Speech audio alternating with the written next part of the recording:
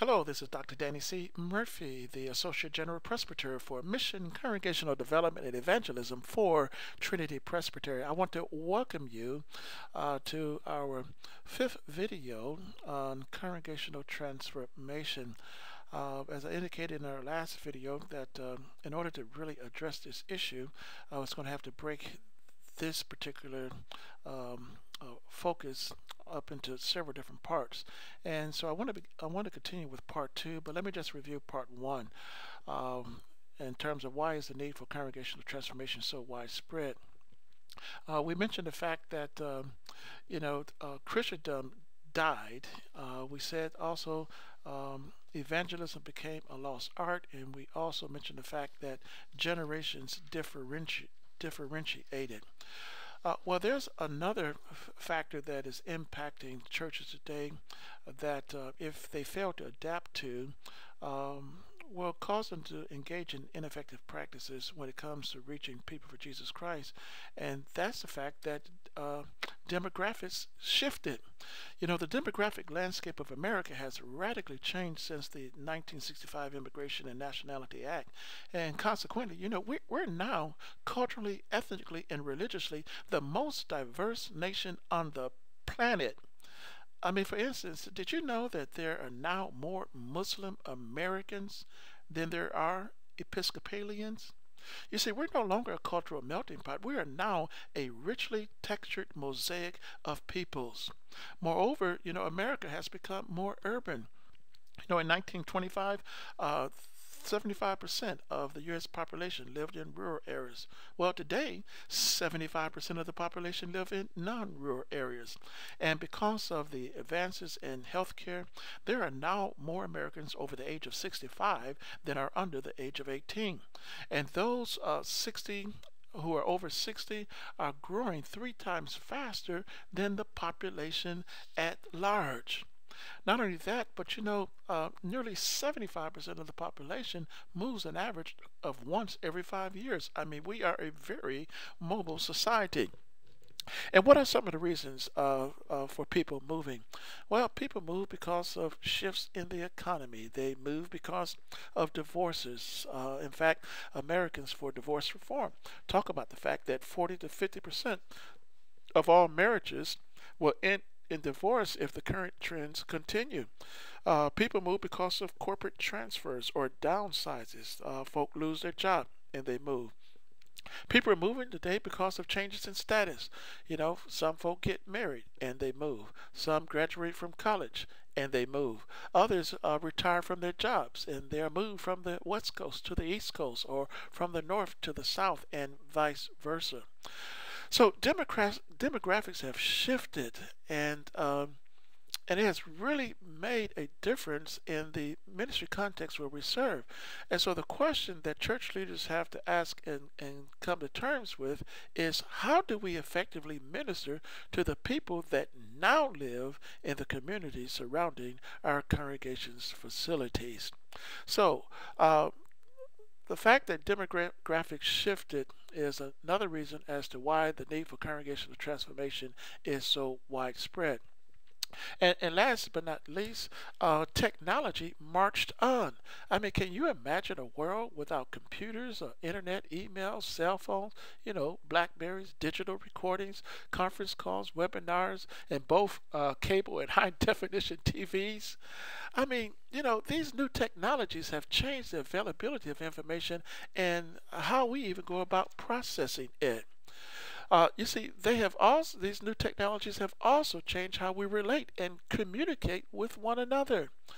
Today, folk communicate with one another through text messages, through MySpace and Facebook and Twitter and Tumblr. I mean, there's a whole new world of technology out there where people are connecting with one another. And yet, how many of our congregations still minister as if the world of technology hasn't progressed since the 1950s? Listen, you'll be surprised at the number of churches that don't have a website. And I want you to know, listen to me very carefully, to this generation that is connecting with one another today through this new world of technology, if you don't have a web presence, you simply don't exist, because they don't look you up in the yellow pages like they used to. They don't look you up in the newspaper like they used to. They go online and they Google it. And if they can't find you online, to them, you simply do not exist. Now, so if our congregations are going to become more fruitful in ministry, if we're going to disciple more people, younger people, more diverse people, then we're going to have to adjust our practices to fit the culture of the community in which we are now living. In 1 Corinthians 9:20-23, the Apostle Paul says, when I was with the Jews, I lived like a Jew. To bring the Jews to Christ was his reason for doing so. He says, when I was with those who followed the Jewish law, I too live under the law, even though I'm not subject to the law. Why? I did this so that I could bring to Christ those who are under the law. He says, when I am with the Gentiles who do not follow the Jewish law, I too live apart from the law. Why? So that I can bring them to Christ. But I do not ignore the law of God. I obey the law of Christ. When I am with those who are weak, I share their weakness. Why? For I want to bring the weak to Christ. Yes, I try to find common ground with everyone, doing everything I can to save some. I do everything to spread the good news and share in its blessings. When I was 11 years old, I went to work at the corner store in our neighborhood, and they had this big cast iron register where you push down the tabs and the white tabs will come up and tell you how much you owe.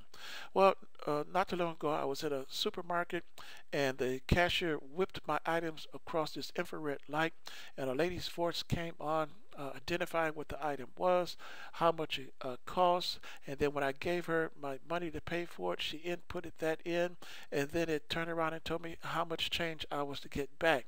Well, the principle that was at work with that cast iron cash register is the same principle that is at work with this infrared system today. But the way that the principle is being applied is radically different. Now, I said that to say this, as we take a look at what Paul is talking about here. You see, the message of the eternal gospel never changes, but the methods by which we communicate or transmit the gospel have to change if we're going to be effective in teaching people in this day and age for Jesus Christ. Now, we can accomplish this by addressing many of the cultural changes at the how-to level in one of two ways. By learning, the best practices from congregations that are being fruitful in reaching and ministering to persons and communities that are similar to our own, or by, having church leaders simply improvise and experiment to learn more fruitful, more culturally fitting methods of being in ministry to fulfill Christ's missional purposes in their particular communities. Now, I want you to know that it is at this how-to level that most congregational leaders want to get started when it comes to congregational transformation. But listen to me carefully. Learning how to be more effective in our continuously cultural context by adopting best practices and experimenting to discover our own best practices will only take us so far. You see, we have to also address the underlying spiritual loss of motivation by many congregational leaders. One pastor wondered, why are so many congregations contentedly declining? And I want you to know, in order to answer that question, it requires a shift from concerns about how to be more effective initially to concerns about why we should and naturally want to be more fruitful in ministry. You see, when it comes to the issue of congregational transformation, yes, there is a practical side that has to do with application, but I want you to know that there is also a spiritual side that has to do with motivation. And it is that spiritual side that I want us to take a look at in our next video when we take a look at part 3. So with that being said, this is Danny C. Murphy, and I look forward to seeing you on part 2.